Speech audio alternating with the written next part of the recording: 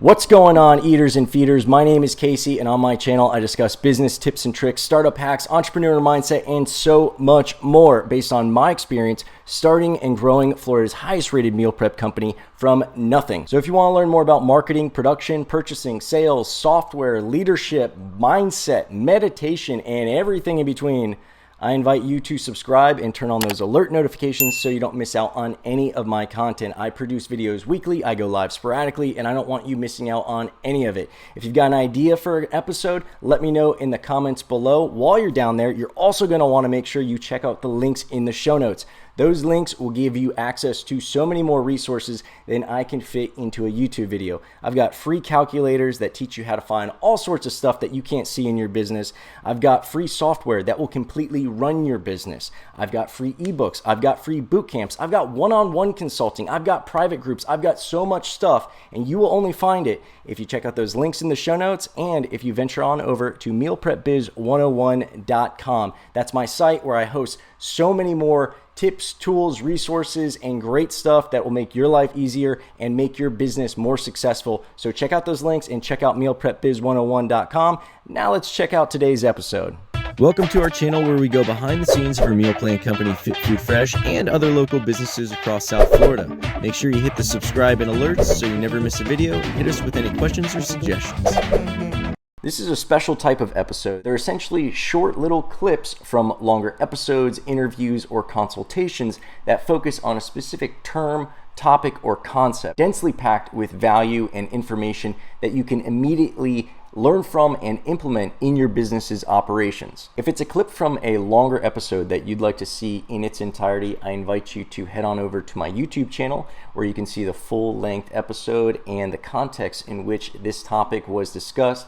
And if you'd like to book a one-on-one consultation with yours truly, I invite you to head on over to mealprepbiz101.com. Find my store. You'll be able to purchase and book a one-on-one consultation so that you and I can dive into your specific issues, ideas, and problems and see what we can come up with as far as solutions, information, and better arming you to move forward with your business operations. I wouldn't even wait for the site. I would just start doing this, like put a menu together, put a menu of, 5 to 10 items, or better yet, get a list of people and say, listen, I'm starting a meal prep company.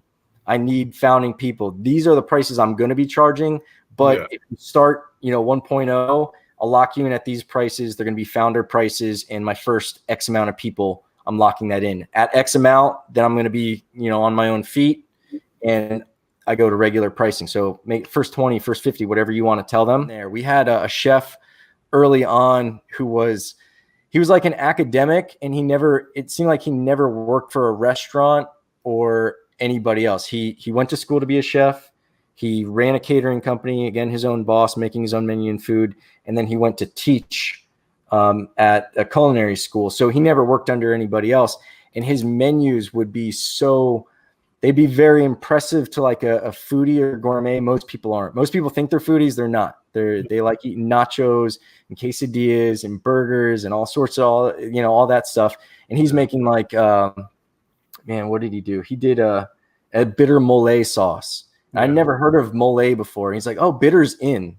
I'm like, we're not feeding Gordon Ramsay. We don't care what's in, dude. The burger from 1984 is selling today. Put the burger on the menu, like a bitter mole sauce. Like people thought it was mud. That wasn't cool. People like familiar stuff. Like our best vegan items that sell are like the vegan burger, the vegan meatloaf. It's stuff like that because it's like, oh, I know what that is. Oh, I know what a meatloaf is, and I like meatloaf, and I'm like on the fence of being a vegan, so it'll get more people trying that stuff. But it's the same with our favorites items, like our chicken parm, one of the highest sellers. Meatballs, like we do chicken meatballs, turkey meatballs, chicken burger, turkey burger, salmon burger. Like you put those certain words on it, and they sell. So I would keep the menu as simple as possible in the beginning. That's why I would limit it to 5 to 10 items. It's easier to get people to start with less and then give them more versus give them a bunch and they go, hey guys, I thought I'd have 30 people by now, but it's only the 10 of you. So now I'm going to have to drop the XYZ menu, the plant-based stuff. I'm going to have to drop the keto stuff because you're the only one ordering. It's like, all right, well, let me know when you bring keto back. Yeah. So then in an effort to make your business more efficient, you lose some revenue, and that becomes a hard decision to make. And a lot of times we don't have the strength to like turn that money down. That voice gets on our head. And we're like, no, we'll just get 5 more people this week and it won't be that bad. You don't get those 5 people, you're like dragging. And there's, if you don't do the production right, you don't do the purchasing right, if you don't have those things out or right, everything's going to be inefficient, and you might end up like, we've seen times where we were paying people to eat our food because we didn't have a good idea of our real food costs. Like we did an estimate, but then it's like, oh, well, for me to get the chicken at that price that I calculated, it was based on me buying 40 pounds at a time.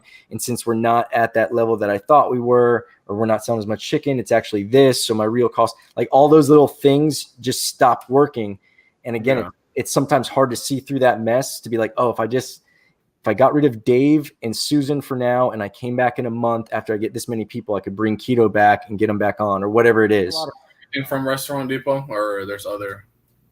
We started off at Restaurant Depot. I spent a lot of early mornings at Restaurant Depot reading horrible handwriting from chefs on their purchase list.